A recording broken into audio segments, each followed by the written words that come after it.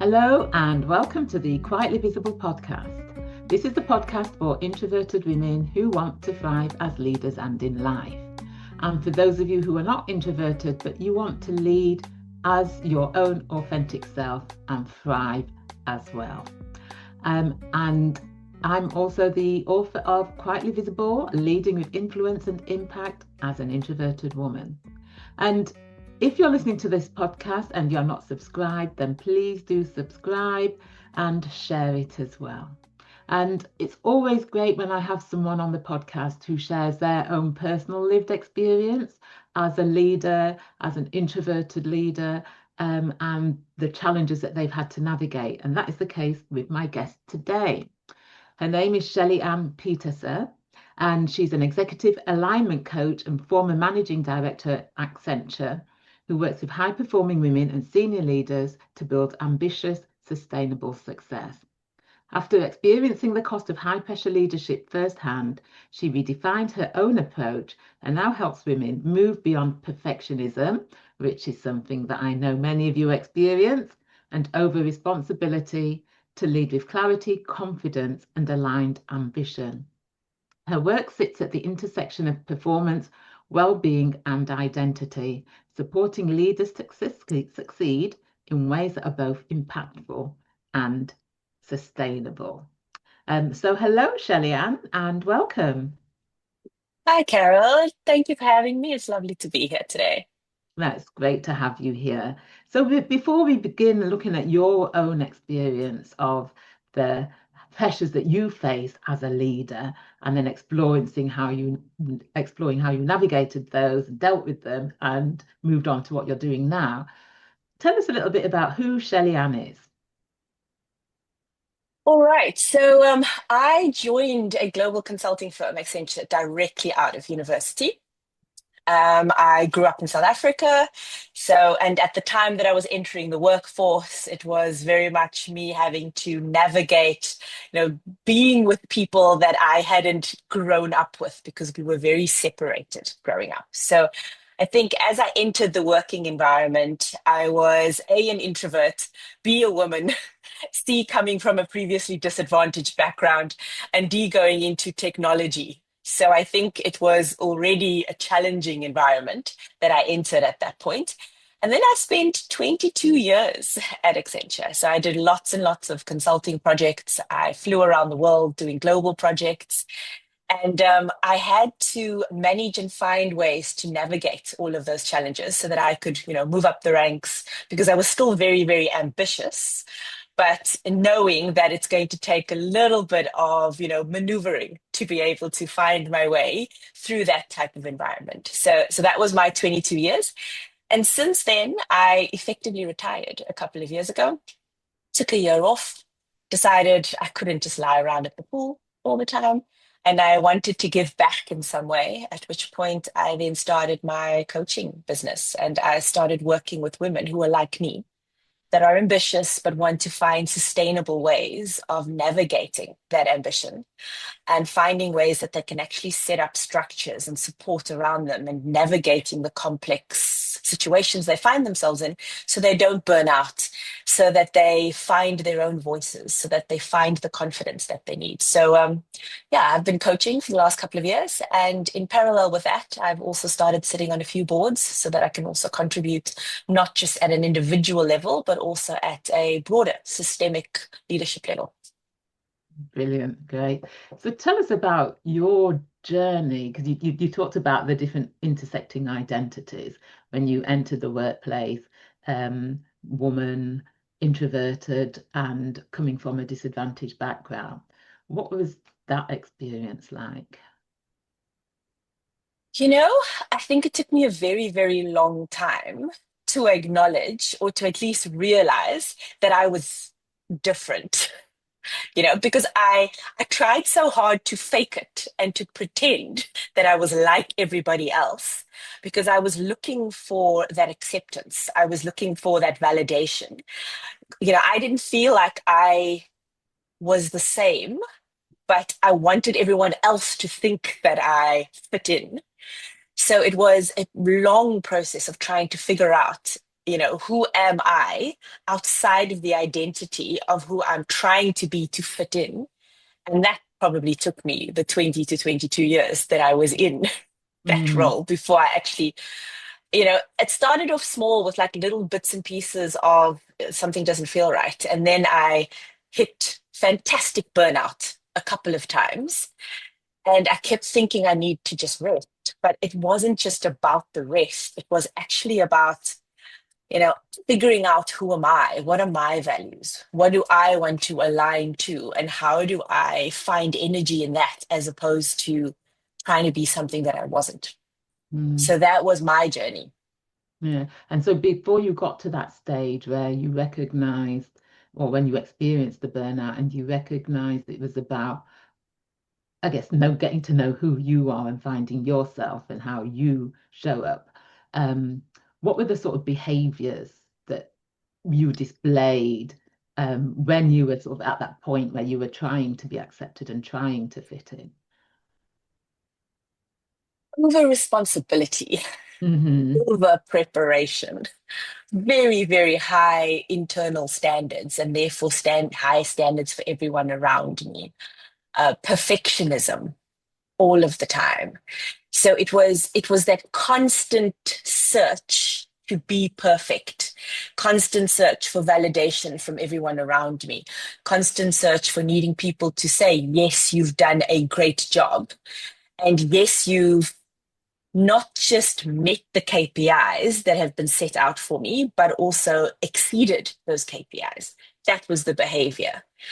And it was never ever stopping to say, well, do those KPIs even mean something to me? Are they important to me?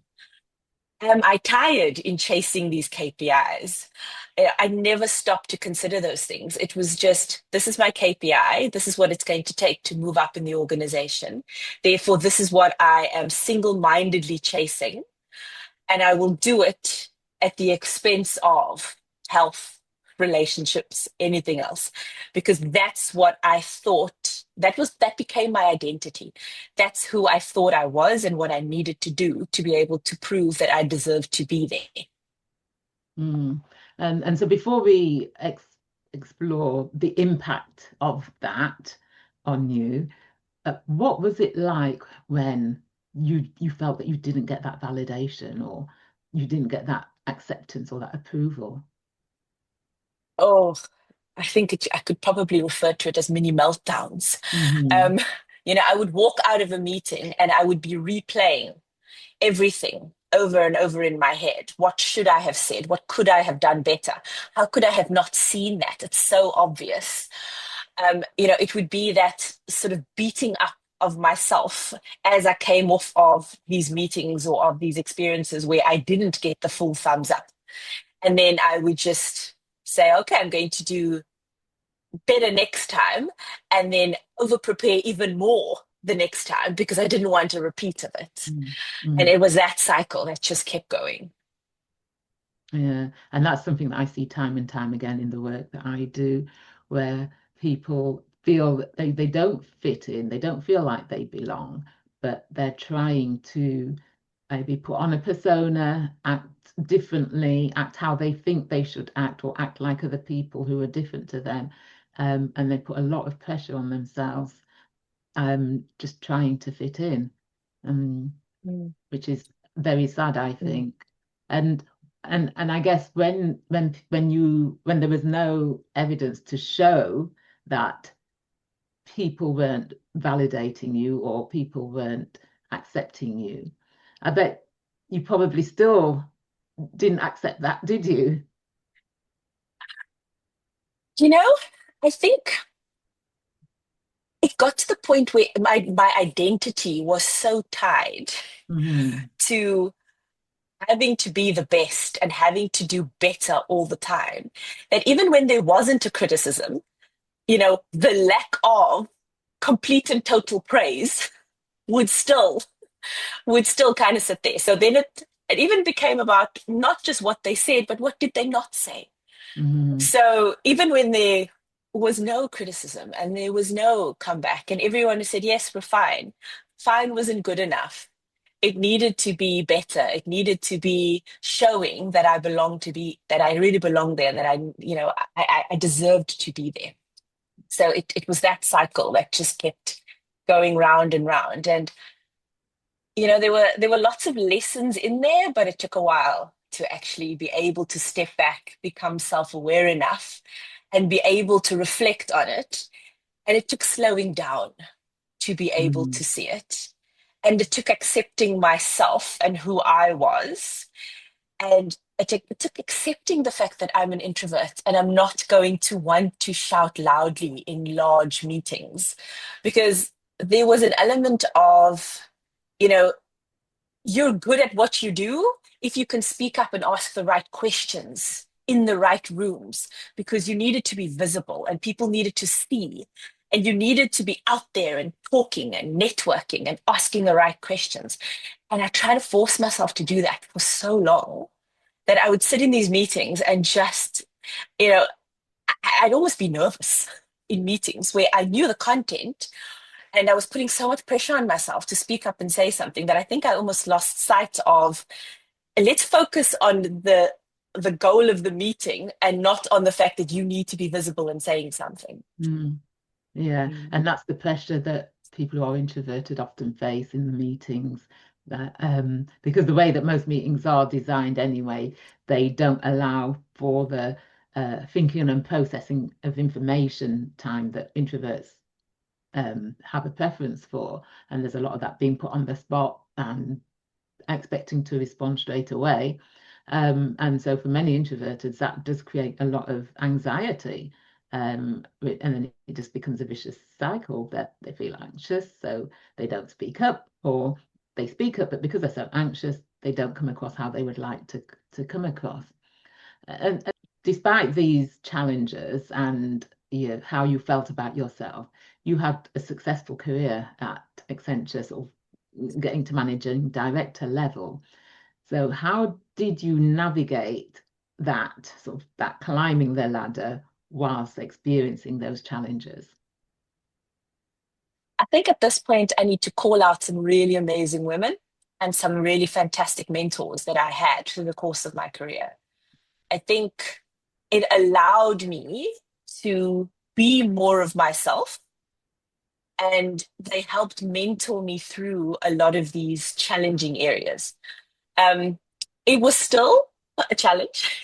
Don't get me wrong, I was still, very much feeling like I was drowning some of the time because I wasn't what the typical managing director would look like. So, therefore, the entire time navigating my career, I was constantly thinking, do I deserve to be here? But I had some really amazing women. And there's one conversation that specifically stands out for me. And I was flying back with one of my then bosses. We were flying back from India and we were in Dubai. It was 2 a.m. in the morning. And I looked at her and I said, and this was like a very vulnerable moment where I said, I don't know if I want to be a managing director here. I don't know if I want to go further because it scares me what the expectation is. And it scares me just looking at these people. I don't feel any form of connection. And she said something that would always stick with me, which was then be the leader that you needed to be for yourself. And let's see if we can change the game. Right. And that stuck with me and that helped me. And every time that I got to that point where I said, I can't do this anymore, I would step back and say, okay, I'm not the only introverted female, non-white, previously disadvantaged person in this organization.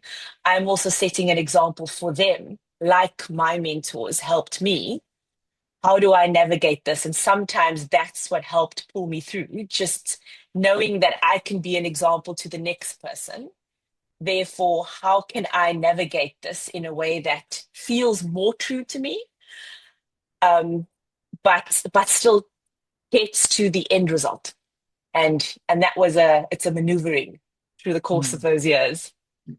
Yeah, and having those mentors, those people who you can turn to, who can support you, who can champion you, who can encourage you, I think is so important. Because if you don't have that, then it's just you suffer in silence. Yeah. Mm. And so what challenges and barriers did you face because of your intersecting identities, because you're a woman, because you are not white, because you are introverted, because of your disadvantaged background? What challenges, if any, would you say you can attribute to that or those? So, firstly, it's the networking was a big challenge for me. So, a lot of what we would do, especially in the consulting space, would be build relationships in order to be able to sell big pieces of consulting work. Okay. A lot of these deals would happen playing golf. It would happen potentially at a rugby match because, they would have seats there, etc. I'm a terrible golf player. I tried. I'm terrible. I will watch rugby socially, but I'm not the person that is going to host someone in a rugby suite and be able to speak about when someone is offside and not offside. So I really struggled in connecting to a lot of clients because their backgrounds were quite different to mine.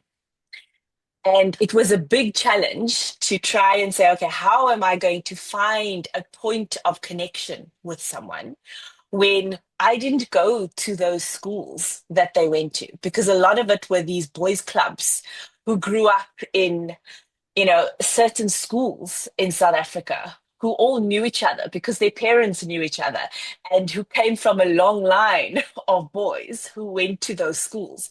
I didn't come from there. I went to public school. I didn't have those connections. I couldn't reach out to someone's dad to be able to get me into a meeting with a client who was a potential buyer. So I didn't have that. And a lot of what we are measured on is sales at a managing director level. So I had to face a whole different level of finding ways to connect, to have that credibility. And I had to do it on the back of, and this is the route that I eventually went, I had to do it on the back of credibility, taking longer to build the relationship, but having those people see that I am authentic in my discussions. I will tell them the truth, even if they don't want to hear it. I'm not the salesperson who's going to sell you something. And then, later on, you will find that that is not what we deliver isn't what we sold. I'm not that person. I had to find ways to do it. It took longer. I didn't have the same connection points with them. I had to do it from credibility, from being authentic, and from having them understand that I followed through. And that took longer. Mm-hmm. So I did feel like I had to navigate that very particular point very differently to a lot of my peers. Yeah, and I think that is very good advice that listeners, watchers, viewers can take from this conversation, is doing it in a way that feels authentic. So it may take longer, but you're establishing those connections, you're building those relationships, you're nurturing those relationships, you're showing your credibility, and you're being authentic, because I think that is what why people buy from us when we do that. And did you try to be like the extroverts or the men? Well, I went for golf lessons. I tried. At the end of probably 12 weeks, I think even the instructor just said, no, this is not really for you, you know. So I tried. I started doing the rugby parties. I would go to a couple of those socials. It was great for meeting people, but I acknowledged that I was not going to be the one making light conversations and getting clients rugby tickets and going to sit in a rugby box with them. That was never going to be me. So I tried.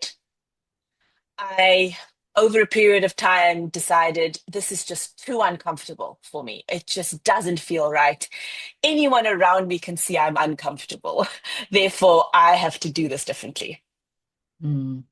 And what was the point when you recognize, or or where you got to the point or the position where you recognized you needed to be your own authentic self and own that? How did you get to that point? It was probably after 2 rounds of burnout. Mm.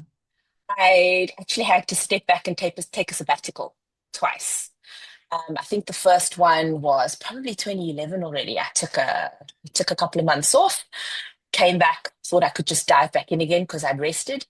And then the next one came around again, probably around 2015, I think. Now, context, I think, and this is, I suppose, where some of my personal story comes in. My partner had passed away in 2017. And post that, I had just thrown myself back into work again.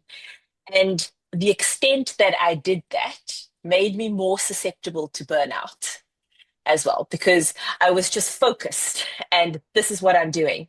And I hit burnout a lot quicker after that. And at that point, I had to step back and take a sabbatical and say, right, what is really important to me? Because my priorities had shifted, right? I was still very focused on work, but underneath that, priorities weren't the same anymore. But when you're dealing with life and death situations and, you know, illness to that extent, you stop yourself and you say, well, what is really important to me? Where are my priorities? What are my values? And why am I burning out? Is it because I'm not actually living a life and doing work that is aligned to those values? And when I realized in one of those sabbaticals that I was just living completely out of alignment Mm. with what my priorities and values were, it was a case of stepping back and saying, okay, something has to change fundamentally. I can't just see the sabbatical as a rest period. It is actually a transformation and it's a pivot period. How am I going to pivot?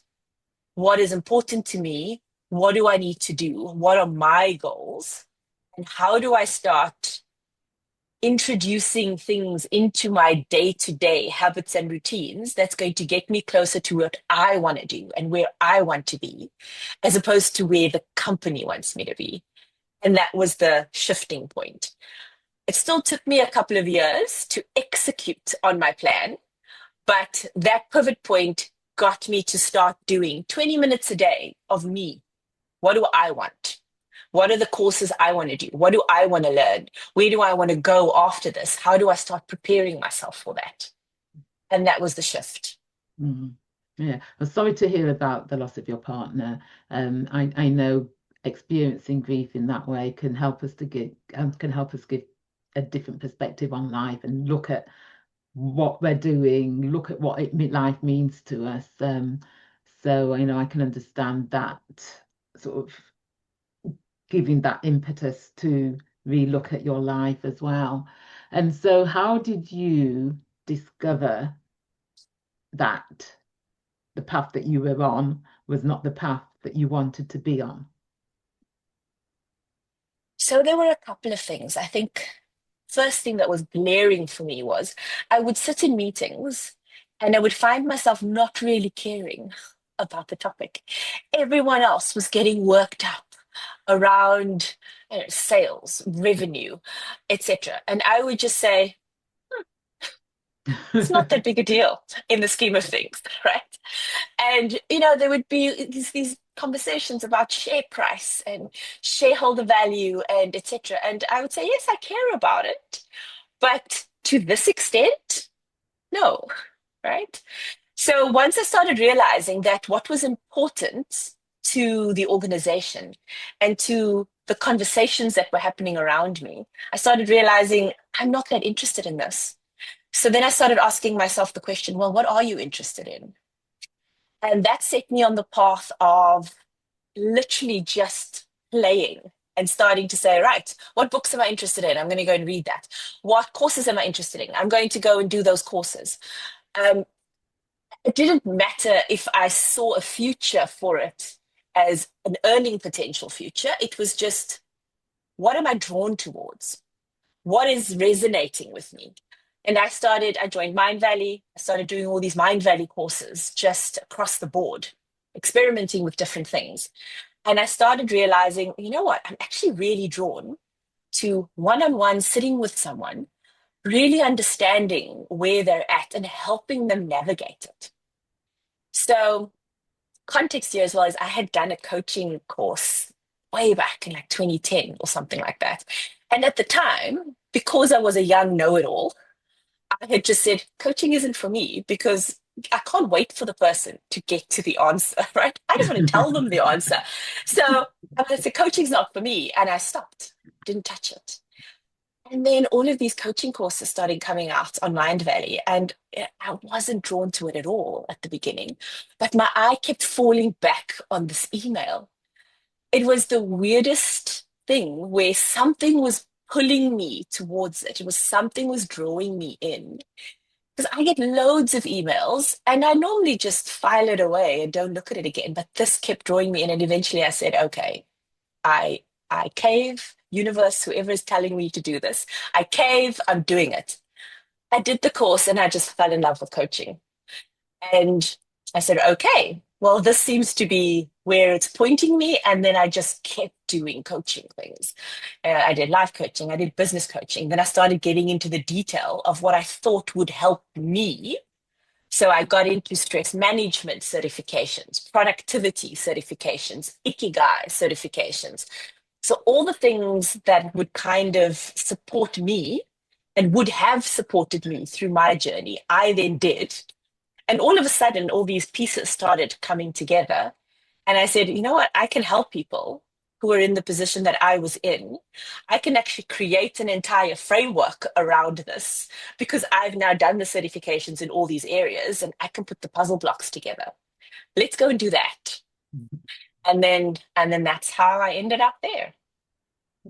Great. And I think it's wonderful when we can get to a place in life where we recognize that our journey, what we've been through, the challenges that we've overcome, the obstacles that we've overcome, the difficulties, etc., can help somebody else. Our stories can help somebody else, and we then find the work that enables us to do that. And, that's my experience as well. A lot of what I do is shaped by my journey as well. And so when you made that decision to like leave Accenture, where you'd worked for 22 years, to then step out into the big wide world and do your thing, what was that like? Oh, so firstly, let me say that it didn't happen quickly.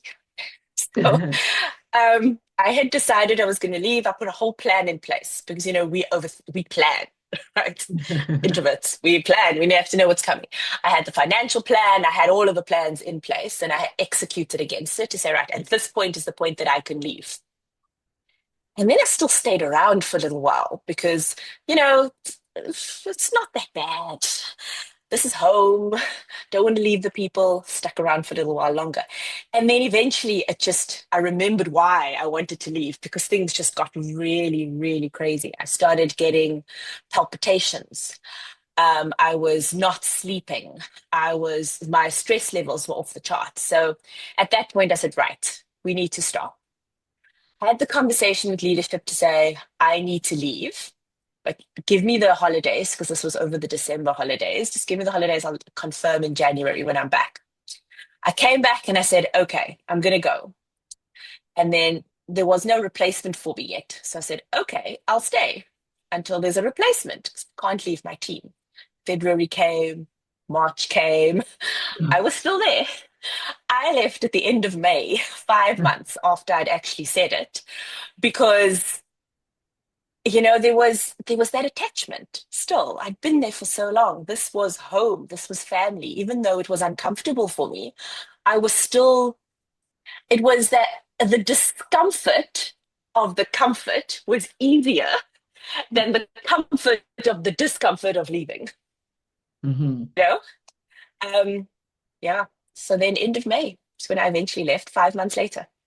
Yeah. And that what you talked about, that staying, even though you'd identified that wasn't what you wanted, but because you'd been there for so long, that's what you knew, that's what you were familiar with. As you mentioned, sometimes it's easier to stay with what we know and what we're comfortable with, even if it's not serving us anymore, even if it's destroying us, than stepping out into that unknown and that fear. And so it's good that you recognize the sign, you had that awareness, that self-awareness, that when the heart palpitations were starting, that having gone through it previously, you recognize those signs. So that's something that people need to be mindful of, that even though something feels comfortable and familiar, it's not necessarily doing you any good if you know deep down that that's not what you should be doing. That's not where you should be. Mm. Yeah. And I think one of the things that really, I'm not sure what the word is to use here. I think it's a situation where I feel like so many women are not really reaching their full potential, and they're not experiencing the joy and the fulfillment that comes with following what your gut is telling you, following what your values are telling you, following what feels right for you. You know, so many women I see are in these careers that they're just chasing KPIs that aren't theirs, KPIs that have been put in place by other people. But because women feel like we have to, show that we're capable and we have to hit those KPIs, so many women are stuck in these roles. And I feel so strongly about just helping women to realize and understand that there's so much more out there. And if we just let go of that, you know, comfortable space, which we're not happy in, and start looking towards discomfort, but where we could really get so much more joy and fulfillment, that's where the magic lies for me and why I do what I do. Yeah, and that is fantastic advice, is that, and I think it's about recognizing that even though the familiar feels comfortable, the impact that that is having on you internally, in terms of how you feel, your stress levels, fulfillment, you're not feeling fulfilled. Um, and, a lot of times it is that fear, the fear of the unknown, the fear of failure, the fear of success, the fear of rejection that keeps somebody from stepping out. So, in terms of the work that you do now, how do you help women to deal with all of that? I think for me, step one is self-awareness. Right? Step one Mm. is always self-awareness. I find that the women who are like me are on that hamster wheel, and we are sprinting on that hamster wheel. We are just jumping from one thing to the next, getting it done, ticking the boxes, go, go, go. And the first thing is about slowing it down, getting to a place of self-awareness. Am I even happy and finding joy in what I'm doing at the moment? If there is an alignment to values and we just need to change the system around you, maybe we need to put some boundaries in place, maybe we need to delegate a bit more, but generally the values are still aligned. I'm doing the right thing. I'm doing what makes me happy. I just need to figure out the systems around me. Then we work on the systems. Is it boundaries? Is it delegation? Is it slowing down? Is it managing stress? That's the one side of things. On the other hand, there are women who, when they slow down, realize this is completely out of alignment with my values. This is not what I want to be doing at all. And then it becomes a fundamental shift of not just the systems around them, of, well, what is it that you do want to do? What do you want your life to look like in 10 years? How do we start pivoting to start getting you there? And it's not a case of resigning overnight and blowing up your life. It's about saying, how do I get to where I want to go, be it in 2 years, 5 years, 10 years, so that I at least am taking a baby step every day that's going to get me there. And so, it's looking at it from these different angles. But as I said, step one is always that self-awareness of, am I in the right place? Is it just the systems, or am I actually fundamentally not where I want to be? How do we change that?